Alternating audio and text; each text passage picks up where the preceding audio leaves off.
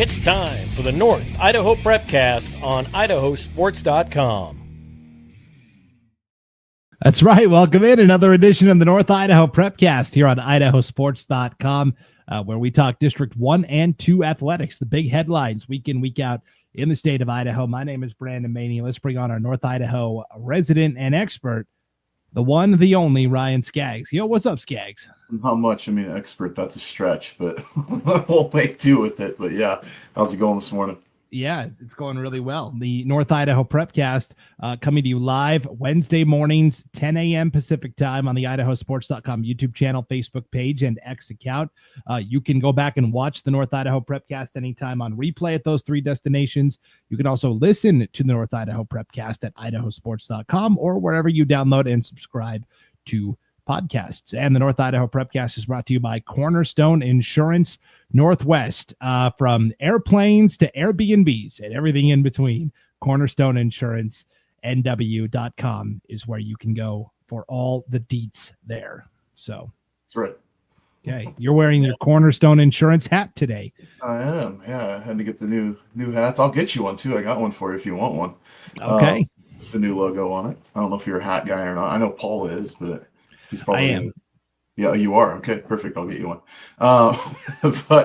Yeah, so no, I mean, spring sports are underway. We kind of wrapped up the winter season over the weekend, and the last winter sport event, I guess, in Idaho, we had the privilege of covering, which was a ton of fun, being the statewide All-Star game. So we obviously admitted that last week in the Prepcast with Max and I. We forgot to mention that, so apologize for that one. But that was a fun event. That was a ton of fun on Saturday.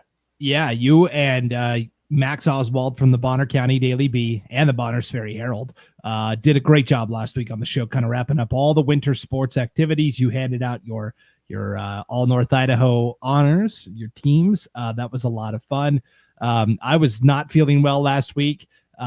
Sickness wise, just had that really bad lingering cold that affected me during state basketball. As I'm sure the Cami Eye and Kendrick fans can tell you, tuning into me probably wasn't a big treat for those teams. But I'm feeling good enough now. I'm still though, at the end of the day, if I've been talking or podcasting, I'll get to the end of the day and I'll sound like a chain smoker. That's how I So it's still not all the way back. It's very frustrating, actually. But yeah, I mean that one takes a while. There's been something going around that takes a while to work through. I think I had one coming out of Christmas break, and I mean that one lingered into doing the Priest River game. So I can feel you there, because when I was doing Priest River Grangeville, I know that I wasn't 100% at all by any means. Yeah. So, anyways, onward and upward. You mentioned it. The final. Go ahead. No, I was just to say the nice weather hopefully helps that get better sooner than later. So yeah. It's one of those it looks nice outside, the sunshine, but then you step out and it's cold still, and I'm I don't know. So, I'm in shorts, but I'm also wearing a jacket. It's that time of year. Yeah, spring has arrived, and we will be talking about some of the big spring sports developments that have happened here over the first week of competition. But first, a quick nod to, as you mentioned, the final winter sports event of the season, the annual statewide All-Star Basketball Games hosted this past Saturday at North Idaho College in Coeur d'Alene, where we had Team Region versus Team Metro. Team Metro is basically District 3, state of Ada. Team Region is everywhere else, East Idaho, North Idaho, Magic Valley. They all come together to try and take down the big bad Boise area. We had a split. The Region girls got the win, but the Metro boys won by 4 in a pretty fun, entertaining contest. We had a lot of outstanding individual performers. Both of the 3-point contest and the slam dunk champion, both from the Intermountain League. Tyler Engelson from Timberlake won the 3-point contest, and Asher Williams from Bonners Ferry won the dunk contest. So overall, just a lot of fun and a lot of good North Idaho athletes that we got to see put on the basketball uniform for some of them one final time. Yeah. And some of it was, a chance to see them play high school ranks one final time, but, getting a look at possibly getting a chance to play at the next level. I mean, I know Diana Nelson was mentioned in the Coeur d'Alene press as possibly, walking on for the NIC Cardinals next year. She's going to go to school at NIC in the nursing program, and she was possibly working her way into that basketball lineup. So that would be awesome to see. She's a phenomenal athlete and a great player and a great kid. So, for opportunities for some of those people, to get a chance to get one last peek and possibly find their way playing at the next level is pretty awesome to see. And then the ones going on that have committed already. And we had a number of great athletes that were there over the weekend, and Asher Williams in the dunk competition winning that. Tyler did a phenomenal job in the 3-point competition. That was unbelievable. The showing that he had out there on the floor on Saturday afternoon. And both games were extremely entertaining too. I think that you guys did a great job picking balanced rosters, and there's going to be grumbling and always like omissions and things of that nature, but you can't pick like only from 6A teams. You can't pick only from certain areas and stuff like that. And so to see the best of the best from across the state, regardless of classification, that was pretty awesome to see. And, both teams did a great job. And seeing some of the late minute additions like Brody Rice, who came from he was one of our alternates to get himself in the lineup. And then he ends up having a whale of a game. Like, that was awesome. To see him play with Asher and Thomas one last time, with the run that Bonners Ferry team's had, and Coach Williams out there on the floor with them. That was super cool. That was tough. Yeah, and I guess I didn't expect the conversation to go this way, but as you were talking, it kind of struck me. There were some people that were complaining, well, why isn't this kid here? Why isn't that kid here? I'll be honest, we rely on our media partners to kind of come up with a list of like, hey, you have been to the games, you've seen who looks good, give us the list. And then from there, we kind of look at stats and other things like that. You know what? A lot of stats aren't available. And so if you're upset, I know one player in particular, like, why is this kid not here? Well, we didn't have any information on him. There was no stats. And so interestingly enough, Nebraska, a state I used to live in, Ryan, this week announced their board, their NSAA board voted starting next school year, scores and stats will be mandatory for coaches to report. That's the way it should be. Why is that even a question? Like, and I know that people start stat watching and stuff like that, but I mean, good grief, like for the kids' benefit, there's stuff at stake. I mean, we saw runs like from Case Wynot last year with the state scoring title and things of that nature that, it comes down to like, oh, there was a differentiation that we found a flaw in one of the games, so he's actually this many points shy. Like, we would have given it to him way too early had he not actually done the wherewithal to go through the stats. So we don't want to shortchange anyone for getting a record that may or may not be theirs. And that goes to also the and I'll just soapbox minute for a second, because we get to state and the stats are inconsistent. And, so like that's the thing too, that there's state records that are at stake. And, there needs to be, I think, a little bit more responsibility to those that are keeping stats to keep like valid and do their best as far as getting the closest you can get. Nobody's ever going to be perfect and be 100 out of 100 when taking stats. It's really hard. I mean, good grief, I was doing it Saturday while broadcasting and I was off by I think 4 points. So like, I mean, with one player. So like there was multiple players I was off by a point or two. But like it's not an easy task to do the stats, but to get somebody that's going to be able to give you the valid and accurate, let's see, you can get stats, that's a big deal. I mean, there's a lot of stuff that is at stake for some of these kids, especially when you start getting into state records and things of that nature. Yeah, here's a guy that loves stats, Max Oswald, who, Max, you did a great job last week, by the way. And Max really takes pride in keeping accurate, detailed stats. And so it's just comforting to know if there's a box score posted in the B or the Herald, and it's from legit. Max, I don't even have to ask. I know it's good. So I love that. I love this part too from Nebraska, Ryan. And I got to double check this. This is just what I saw from some friends I have still in Nebraska on social media. They give out warnings to the school like, hey, you're not in compliance. You need to report your scores and stats. You get 5 warnings. And then after that, your coach gets suspended for a game. So I like it. Yeah, I'll take that. I mean, that puts it on the onus of the program to, hey, like this is important. Yeah. But I mean, it does affect things like all-star teams and stuff of that nature. Also, I mean, it's a non-sanctioned event, obviously, but it helps with the media when we're trying to cover your kids. and get them on this program, and we've got nothing to go off of. I mean, that makes it extremely hard to where I'm, calling in favors on Twitter and stuff like that to try to get, anything from anybody's team, asking parents if they know if any of the other parents are keeping stats because the team has nothing posted, so I can find out who's going to make the all North Idaho lineup. I mean, like that's happened like 4 or 5 times in the last 2 years. So, it's like, it helps us out, but it also helps your kids because they're the ones that ultimately they need the spotlight. And yeah, I mean, that's our soapbox moment on that stats program. But I applaud Nebraska for making it important. So I don't see why we couldn't do it here. It's 2025 for goodness sakes. You can go download an app on your phone and you can do stats after the fact. I mean, Huddle's got it built into their program. There's all these things that people use. Like, why not take advantage of the stuff that's there available to you? Yes, 100% agree. And this will be a fun off-season topic. I think we can bring on all of our guys from around the state and talk about this. And I think that'd be a good off-season discussion this summer.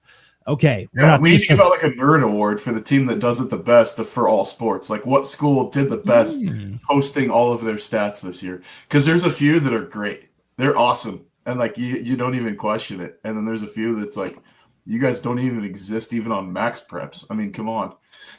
I mean, they don't even have like the correct roster and stuff. It's just like, yeah, or they have 3 rosters combined for the last 4 years. Like, yeah. So just to go a little inside baseball on Max Preps, the way it works is any player that you've input in the history of your school automatically gets put out there, and then it's up to the coach, AD, whoever, to then call the list and make the actual roster correct.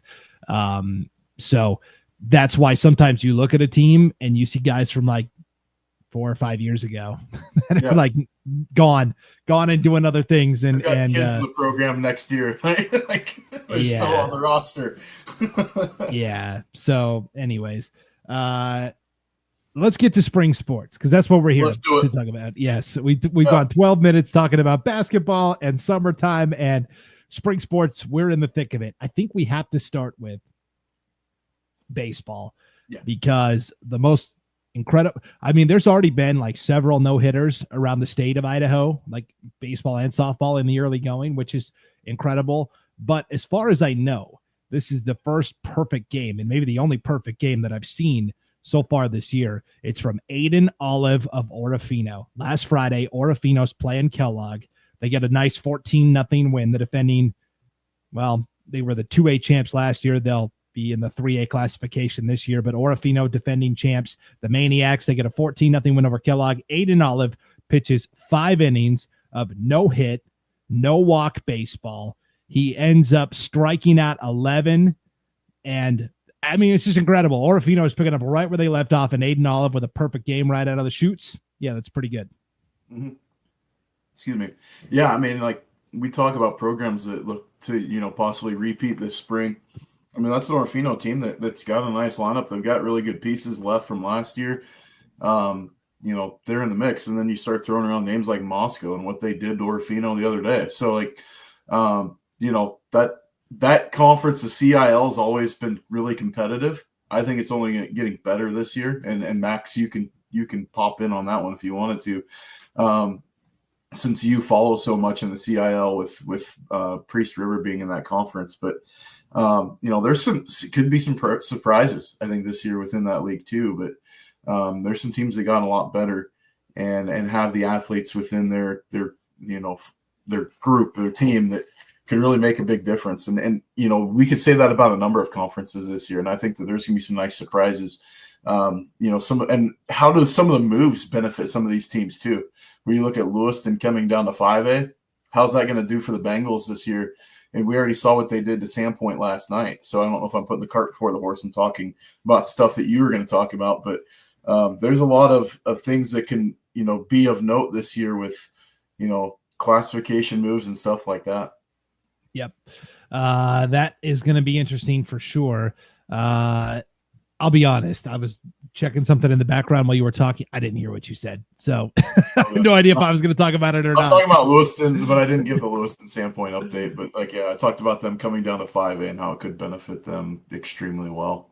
Okay. Here's Max. You asked and Max delivers. Priest River baseball winless since 2022. They beat St. Mary's 8-3 in the opener. First win over the Lumberjacks since 2014.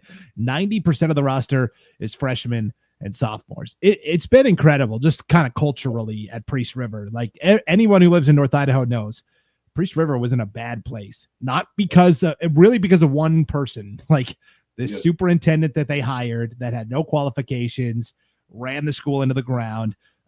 It forced not just the athletics programs, but the whole school to like lose a lot of progress. And they are kind of, this thing was stripped down to the studs. They're building it back up. It's just really nice to see Priest River, building back up after like a tough, like year and a half, however long that ordeal was, up there in Priest River. So, yeah, I mean, and I think as they improve, the conference improves too. I mean, you don't necessarily want to have a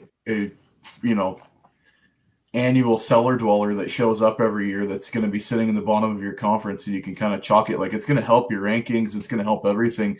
I think as teams improve and the fewer poor teams you have in your conference, the better overall product you're going to be, but it's going to help you be pushed. I mean, you don't want to, if I'm a coach, I don't want to walk out on a field and throw my ace against a team that I know that he's going to strike out 13, and maybe give up one walk. I mean, like how's that going to help my guys? I want them to face some of the better hitters. So when you get to the postseason, you know that you're going to be challenged. And, so for Priest River to show up with a bunch of freshmen and sophomores and get the talent out, that's a big deal. And I think that's noteworthy to see them finally get that big win off and that monkey off their back, getting a huge win over St. Mary's. That's a huge deal for that Spartan program.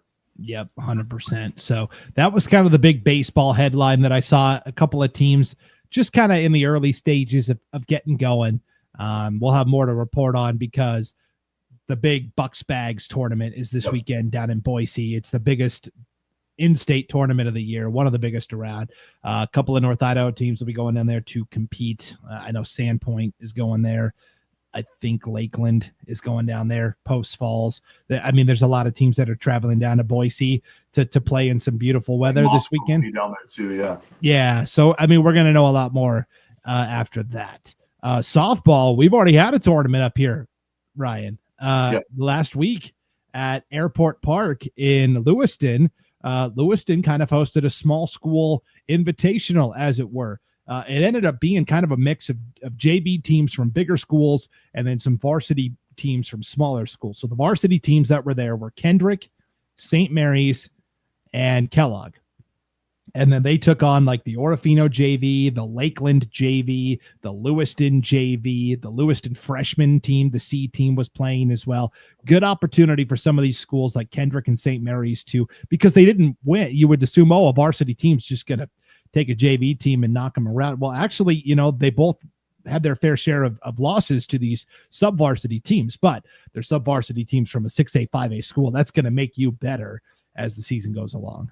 Absolutely. And, like you look at, it's all about the numbers game too, right? You might get 12 players out at, say, not necessarily Kendrick, but like a St. Mary's or, insert XYZ 2A softball team. And, even playing the JV schedule, I don't necessarily knock that because you're getting a program about, if you're looking at numbers, you can only select so many to be on your, your varsity roster. And you're still going to have good players on your JV team that's hopefully going to be able to backfill that varsity lineup if somebody's out or sick or injured or whatever. And so playing, there's no knock for some of these smaller schools playing the larger school JV programs. And you're still going to see a challenge. You're still going to see quality opponents. And that's what we saw there.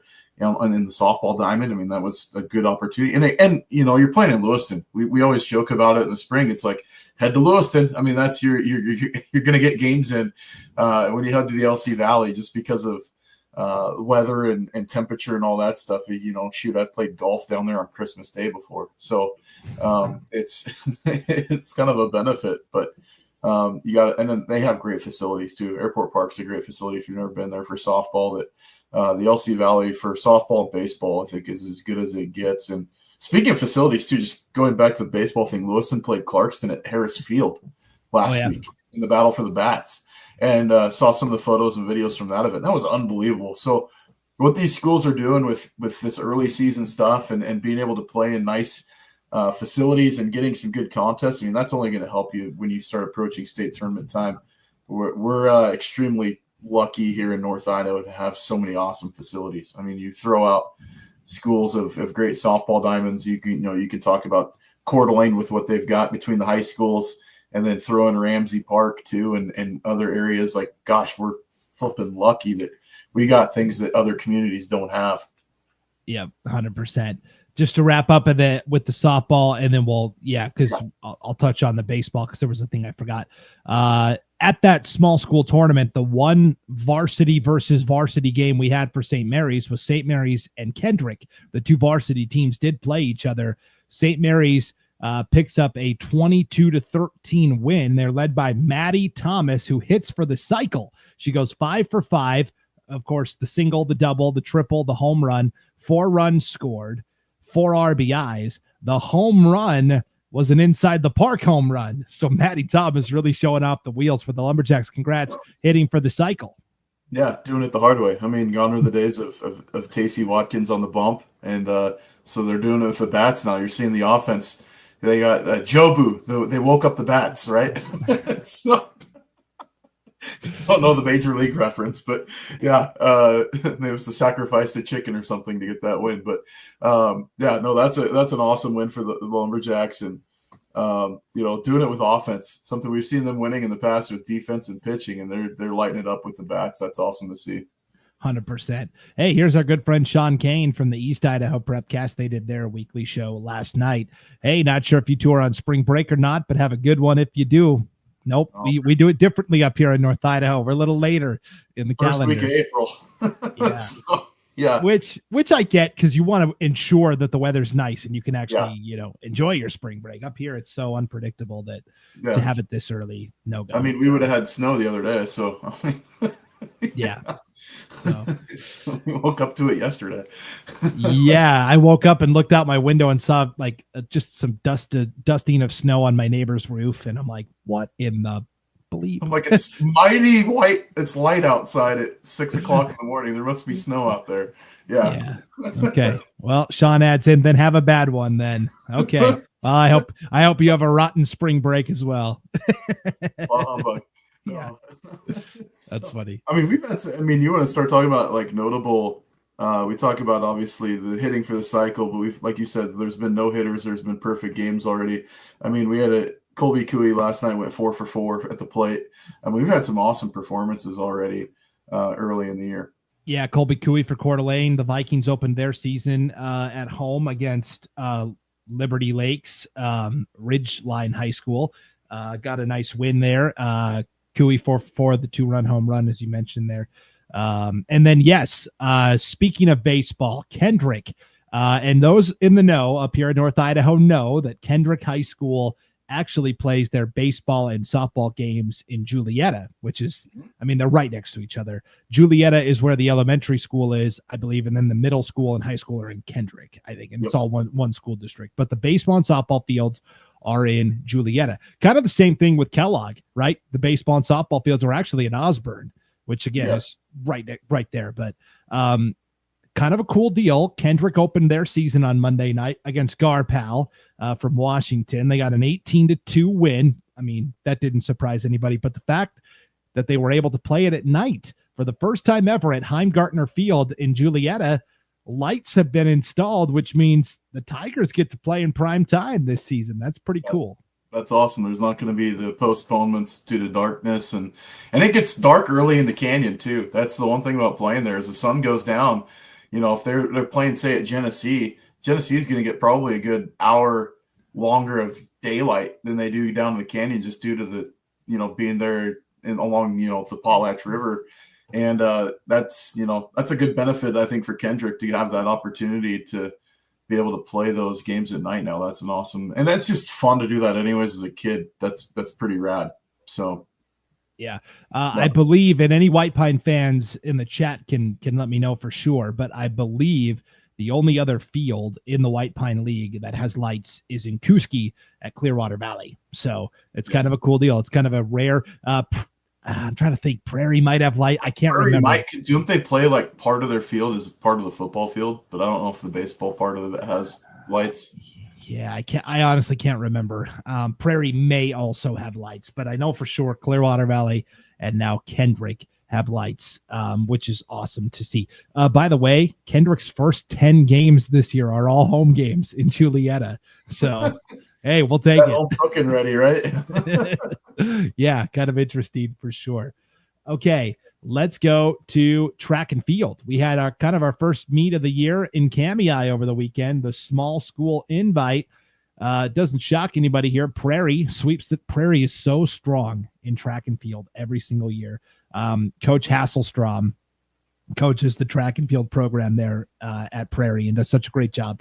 Prairie sweeps the title. The girls run away with it. 247.5 points. Grangeville took second with 98. So, I mean, that is, 150 plus point victory.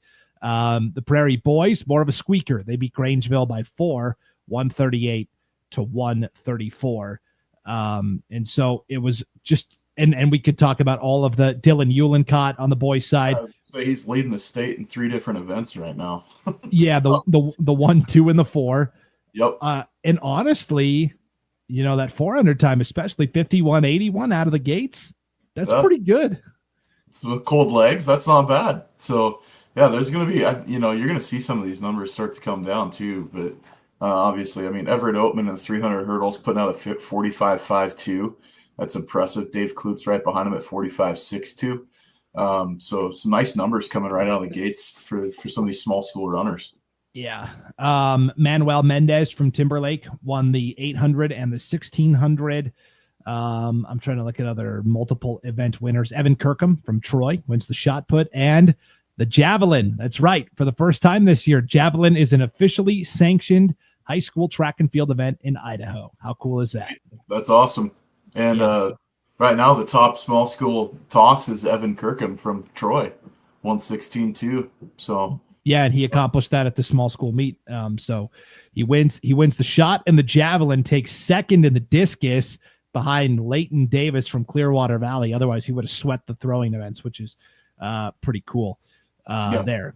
So, and then on the girls' side, it was more balanced, but Prairie had individual champions, 3 different champions in the 1, 2, and 4. Kennedy Reiner in the 1, Mia Anderson in the 2, Sydney Shears in the 4.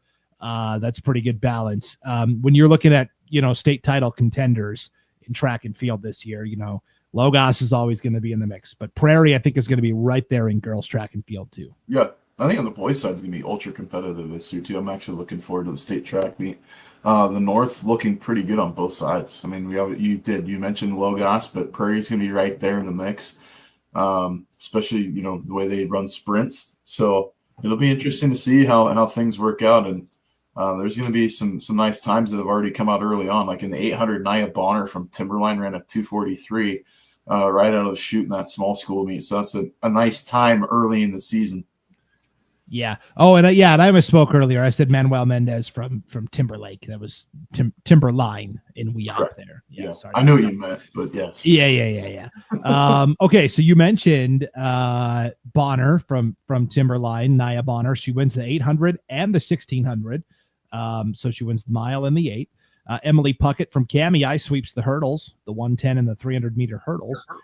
And then when you look at the field events here, Sage Elvin from Prairie picks up right where she left off in the discus, tosses it 130 feet, 7 inches right out of the gates. She takes second in the shot put behind her teammate, Haley Hansen. And then Haley Hansen also wins the javelin and Elvin takes second. So you've got for Prairie, I'm just looking at, you've got the sprinters. You've got the throwers with Haley Hansen and Sage Elvin going 1-2 in every single throwing event. And then you also had, a pole vault champion. Yeah. I mean, and then you throw in like their relays are really good too. They're 4x2 right out of the gate. That one just jumps out 150, 153 in the 4x2. That's Cash, Geis, Anderson, and Shears. I mean, they are a good 13 seconds ahead of the next closest time in the state. That is an impressive finish early in the season. And as we talk about, you're going to get some nice meets coming up in Lewiston, warm temps in the 60s expected next week. So there's going to be some really nice times coming out regionally as the weather improves and as these runners get their legs under them, because this is just early stuff and really impressive. Yes. And then last note here, we all remember Lindy Kessinger from Orofino and what a great track and field athlete she was. Well, here's Reagan Kessinger, the next in the Kessinger line. She wins the long jump and the triple jump. She takes second in the discus as well. And that was really Lindy's forte, was the discus. So another Kessinger at Orofino we got to keep an eye on in the field events too. So death taxes. A lot of fun for sure. And that's again, awesome. Yeah, as the weather warms up, of course, the track and field performances will as well. Yeah. Okay. We got, tennis coming up and things like that too. Hopefully we'll get a mention. We'll try to see if we can get Kent Anderson on the show. The tennis coach up at Sandpoint, defending girls state champs, and see how, programs are going to be regionally. But yeah, there's a lot of stuff that's kicking off and it's really nice to see winter's kind of gone. I mean, not when it stays away, but it's North Idaho. You like the weather, wait 10 minutes, it'll change. But we're set for, I think, some nice seasons and for us too. I mean, it makes it kind of easy that these events are nice to go to and just, you don't have to broadcast. You just get to go and watch. And I think the only thing we've got left is our Hall of Fame banquet coming up in April. So yes. Yeah, we'll talk about that in just a second. What was I gonna? I lost my track. You can tell it's been a while since I've done one of these. My mind's kind of all over the place. You're like a month out. We were 3 weeks for me, but you're a month out now. So your chops back. Yeah, my gosh. Sandpoint, of course, had that incredible freshman in girls tennis last year. Yes. And for the life of me, Max, if you're still watching, I cannot remember her name. I just, it's one of those, it's on the tip of my brain but it's gone. Poof. So anyways, looking forward to her sophomore season as well. And you mentioned the North Idaho Hall of Fame athletic banquet. Of course, it's one of the great events every year, the North Idaho, because no other area in the state has something like this. East Idaho doesn't have it. Magic Valley, no. Treasure Valley, certainly not. The North Idaho Athletic Hall of Fame. This has been going on for 50 plus years. For the first time last year, we provided a live stream of the event, because you're talking about, they hand out over 50 awards. They have guest speakers. They have the Hall of Fame induction. It's districts 1 and 2. And everybody who is nominated for an award, you get 2 tickets and that's it. Seating is very limited. It's always at the Coeur d'Alene Resort. And so because of that, there's a lot of people that want to tune in and watch that can't, just because literally there's not enough room. So the fact that we were able to provide that service last year, was so huge, and we're so glad to partner with the Hall of Fame again to provide a live stream of this year's Hall of Fame event. So yeah, it's a ton of fun. It was a great night, and kind of the last opportunity to kind of hang out with some of the seniors that are graduating that'll be there, and they get a chance to be showcased one final time and talk about some of these great teams we've had. There's teams that we'll expect to see there. Like Bonners Ferry in basketball and Coeur d'Alene girls basketball, and just a number of these teams that have had so much success over the last few years. And there's going to be a great opportunity.